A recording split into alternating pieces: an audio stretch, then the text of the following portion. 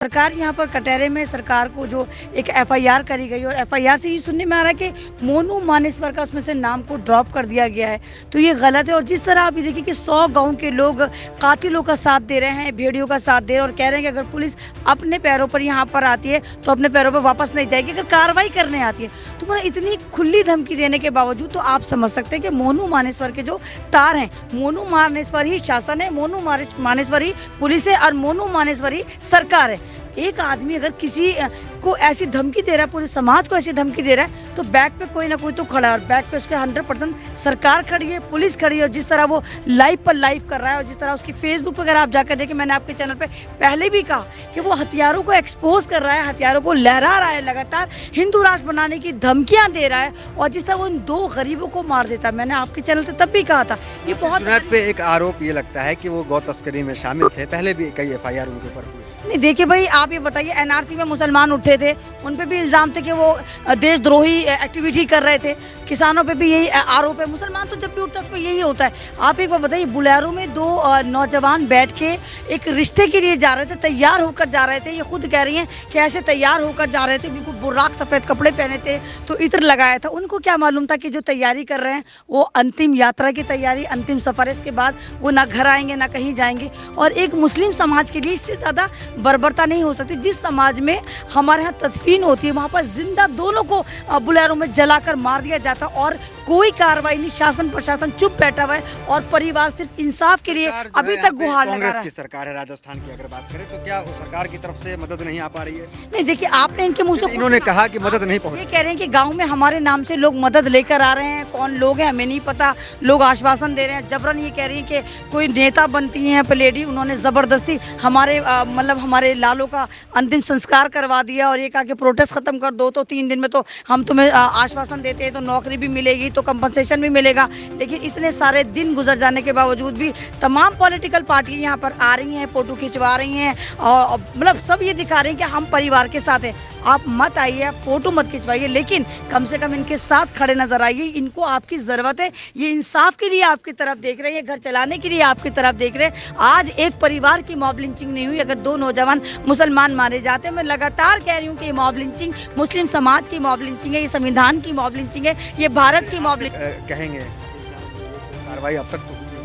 देखिए ऐसा है कि actually as AMI old boys association की तरफ से हम लोग ने एक रेजोल्यूशन पास किया है कि शहीद नासिर के जो बच्चे हैं और जुनैद के जो बच्चे हैं तो उनको हम लोग अलीगढ़ में एडमिशन कराएंगे और उनका जो भी एजुकेशन से जो एक्सपेंसेस वगैरह होगा वो सब एमी ओल्ड बॉयज़ बियर करेगी।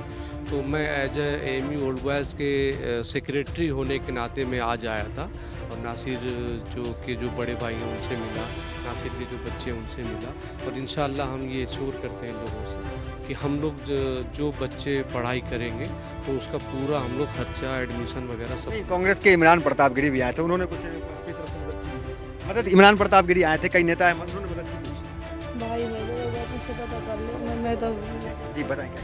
इसमें देखिए अभी तक जो हम आए हम लोग और अभी तक सरकार के तरफ से कोई सपोर्ट नहीं मिला है और यहाँ कोई शायद विधायक हैं, विधायिका हैं जिन्होंने जो है इस गांव में 4-5 हज़ार वोटर्स हैं, बट कोई सबको वो करके अभी आपने सुना कि उनकी सिस्टर ने कहा है कि ज़बरदस्ती उनके बॉडी को तब्दील करा दिया गया, जबकि कोई भी अभी तक उनको सीएम अशोक गहलोत नहीं आया, जबकि यहाँ कांग्रेस की सरकार है, अभी तक कोई भी नहीं। इनको जो कई नेता तो आए हैं, देखिए नेता आए, फोटो खिंचाए, चले गए, नेता आए, फोटो खिंचाए, चले गए। यहाँ तक कि ये जो अभी आप देख रहे होंगे यहाँ पे कुछ लोग जो है उसके खिलाफ जो है धरने बैठे हुए हैं। यहाँ के जो विधायिका है वो भी ये चाहते हैं कि जो है धरना ना चले और वो कांग्रेस की विधायिका है, शाहिदा समथिंग नाम है, हम लोग तो बाहर से आए, हमें नहीं पता, लेकिन अब यह पता चला है कि गाँव के लोगों को उतना डरा रखा है कि कोई भी जो है धरना वरना न करे और सीएम साहब को मैनेज करके आज तक कितनी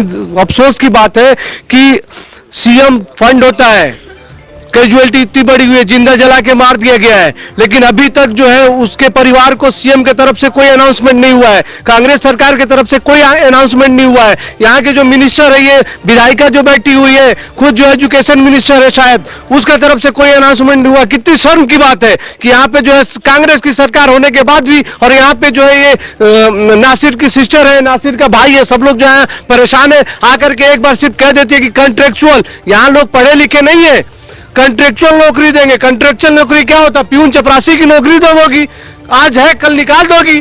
तो ये तो बेवकूफ बनाने वाली बात है ना। तुम तो बीजेपी तो ठीक है, खुली दुश्मन है, लेकिन तुम तो सर कांग्रेस में हो, तुम तो कांग्रेस तो मुसलमानों का हमदर्दी है। अभी इमरान प्रतापगढ़ी आए थे, आंसू पोंछ के गए, रो रहे थे। अरे तुम्हारी तो सरकार है, क्यों नहीं तुम अशोक गहलोत से कह रहे हो कि कंपनसेशन अनाउंस करो? तो ये सिर्फ और सिर्फ जो है राजनीति आश्वासन दे के बस जा रहे हैं, आश्वासन दे के जा रहे हैं। ये राजनीति कर रहे हैं, कोई उन्हें विक्टिम से और न जुनैद से मतलब है, न नासिर से मतलब है, वो राजनीति खेल रहे हैं। अभी इलेक्शन होने वाला है और इसलिए जो है उनको किसी चीज कोई सपोर्ट नहीं करे। 4000 5000 की आबादी है। इमरान प्रतापगढ़ी आए, हाँ बताएं।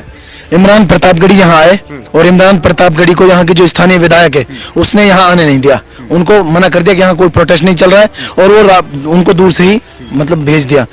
अगर वो एग्जैक्ट यहाँ देख के जाते, यहाँ के हालात देख के जाते, सूरत हाल देख के जाते, राहुल जी को बताते, प्रियंका जी को बताते। उन्होंने कहा था कि ये बात हम राहुल गांधी तक पहुंचाएंगे। उन्होंने फिर नहीं, उस दिन वो प्रोटेस्ट में शामिल नहीं हुए, बच्चों तक पहुंचे थे वो, लेकिन वो प्रोटेस्ट में शामिल नहीं हुए। प्रोटेस्ट में आते तो हमारी आवाज बुलंद होती, एक मैसेज जाता, इंटरनेशनल मीडिया में एक मैसेज जाता, सोशल मीडिया में, नेशनल लेवल पे, स्टेट लेवल पे, और एक प्रेशर बिल्डअप होता। आप क्या कहना चाह रहे हैं? इमरान प्रतापगढ़ी आए, फोटो खिंचा के चले गए, प्रोटेस्ट से भागने लिए। बिल्कुल प्रोटेस्ट में आए नहीं, वो प्रोटेस्ट में आए नहीं। मैं बता रहा हूँ, आते तो हम देख रहे हैं, मैनेजमेंट कर रहे हैं वहाँ का, सारा देख रहे हैं वहाँ। शेयर नहीं किया उन्होंने? नहीं आए नहीं, वो बच्चों से तो मिलके गए थे यहाँ, उन बच्चों को दोनों को अपने बाजू में पकड़ के फोटो खिंचवाई और उसके बाद चले गए।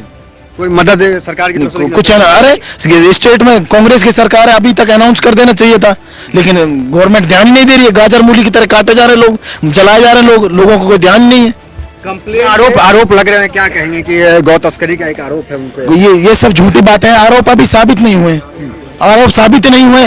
पुलिस अपने प्रोटेक्शन के लिए, पुलिस भी तो कुछ बोल सकती है ना।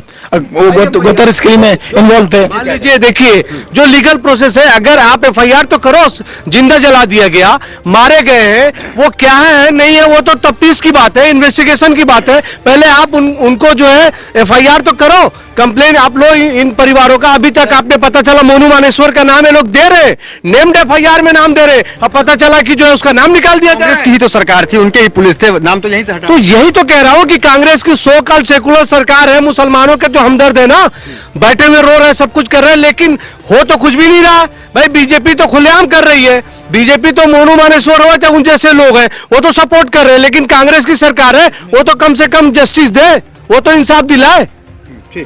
हमारे लिए, मुसलमानों के लिए खास तौर से बता रहा हूँ, और खास तौर से मेवात के लिए, कांग्रेस और बीजेपी में कोई अब फर्क नहीं रह गया है। उसकी वजह यह है, जाहिदा कांग्रेस में यहाँ से, उनका सगा भाई ब्लड रिलेशन में, वो बीजेपी में, बाजू वाले जिले से, नूह से, हरियाणा से वो बीजेपी में है और वक्फ बोर्ड के एडमिनिस्ट्रेटर हैं। तो अब आप सोचो, वो वहाँ अपना छवि नहीं बिगड़ने देगा। ये सब राजनीति कर रहे हैं और वो लोकसभा के चुनाव लड़ते हैं, गुड़गांव से हिंदू वोट बैंक, उनको उम्मीद रहती है अब मुझे वोट मिलेंगे, वो अपना वोट बैंक भी नहीं बिगड़ने देना चाहते। अभी 600 लोगों ने एहतजाज किया था, एफआईआर दर्ज हो गई। क्यों हो गई? जब तुम्हारे पास जब राज्य मंत्री का दर्जा है, स्टेट लेवल पर तुम एक पोजीशन होल्ड कर रहे हो, तो तुम्हारी भी जिम्मेदारी खट्टर को बोले क्यों एफआईआर क्यों कर रहे हो? हमारे लोग मारे जाए और हमारे ऊपर सजा हो। कितने बड़े